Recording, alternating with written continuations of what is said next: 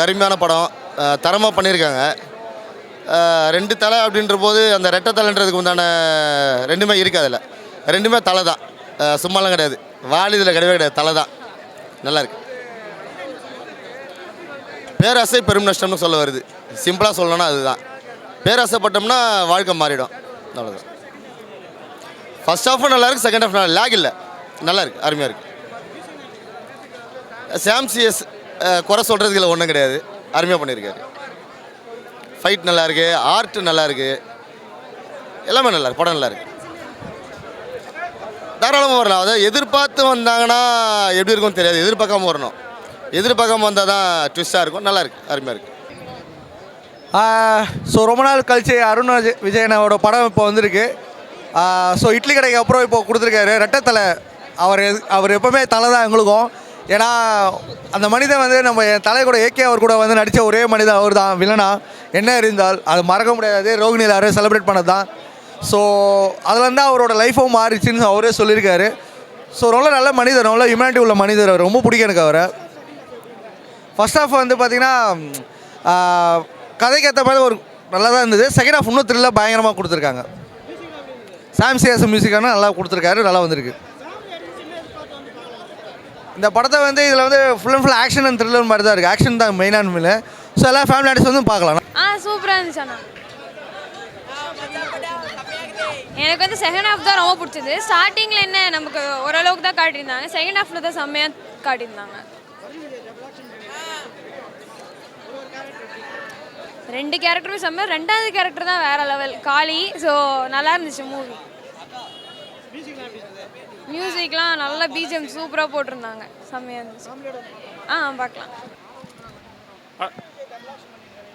நல்லா தான் இருந்துச்சு ப்ரோ. தடமோட கம்பேர் பண்ணுறப்ப நல்லா தான் இருந்துச்சு. ஃபர்ஸ்ட் ஹாஃப் கொஞ்சம் லைட்டாக லேக் இருந்துச்சு, செகண்ட் ஹாஃப் ஃபுல்லாக இதாக போச்சு ப்ரோ. ஆக்ஷனாக ஃபுல்லாக போச்சு. மியூசிக் தான் ப்ரோ நல்லா இருந்துச்சு. பார்க்கலாம் ப்ரோ. படம் ரெட்டத்தலை அப்படின்ற டைட்டிலுக்கு ஏற்ற மாதிரி வந்து டபுள் ஆக்ஷன் இருந்துச்சு. நம்ம ட்ரெய்லர்லாம் பார்க்கும்போது 2 அருண் விஜய் சாரா இல்லை ஒரே கேரக்டரா 2 விதமாக ப்ளே பண்ணுறாரா அப்படின்ற மாதிரிலாம் இருந்துச்சு. படத்தில் டபுள் ஆக்ஷன் தான். ஸோ படத்தில் ஃபஸ்ட் ஹாஃப் செகண்ட் ஹாஃப் எல்லாத்துலேயுமே 2 பேர் மிங்கலாகி வருவாங்க. ஒருத்தர் இன்னொருத்தருக்கு வில்லன் மாதிரி, பட் ஆனால் அதுக்கு பின்னாடியே ஒரு சின்ன கதை மாதிரி வந்து வச்சுருப்பாங்க. கிளைமேக்ஸில் நம்ம ஒருத்தர் வந்து நினச்சிட்டு இருப்போம், பட் அவர் வந்து அதுக்கும் மேலேன்ற மாதிரியான ஒரு சின்ன ட்விஸ்ட் வந்து கொடுத்துருப்பாங்க. ஸோ அதுவும் நல்லா இருந்தது. படம் ஓவராலாக பார்த்தீங்க அப்படின்னா கொஞ்சம் விறுவிறுப்பாக போச்சு. ஆக்ஷன் சீக்வன்ஸ் வந்து எனக்கு ரொம்ப நல்லா பிடிச்சிருந்தது. அருண் விஜய் சாரோட ஃபிசிக்கும் அந்த கேங்ஸ்டர் அப்படின்ற ரோலுக்கும் கரெக்டாக வந்துருக்கு. படத்தில் நிறைய சண்டை சீக்வன்ஸ் வந்து இருக்கும்.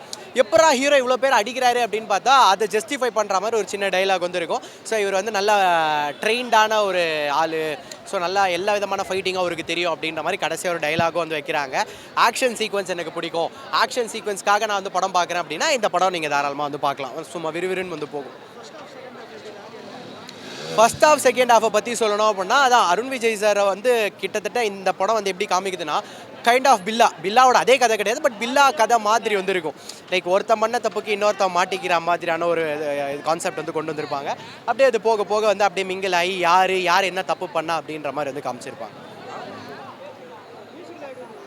மியூசிக் நல்லா இருந்துச்சு. எனக்கு தனுஷ் சார் வந்து ஒரு பாட்டு பாடியிருந்தார் கண்ணம்மா அப்படின்னு. அந்த பாட்டு ரொம்ப நல்லா இருந்தது. அது வந்து அந்த பாண்டிச்சேரி செட்டப்பில் வந்து எடுத்திருப்பாங்க. ஸோ அந்த சாங்குக்கும் அந்த விஷுவல்ஸுக்கும் நல்லா இருந்துச்சு. அதில் அருண் விஜய் சார் வந்து இன்னும் ரொம்ப ட்ரிம்டாக இருப்பார். அந்த விஷுவல்ஸ் எல்லாம் நல்லா இருந்துச்சு.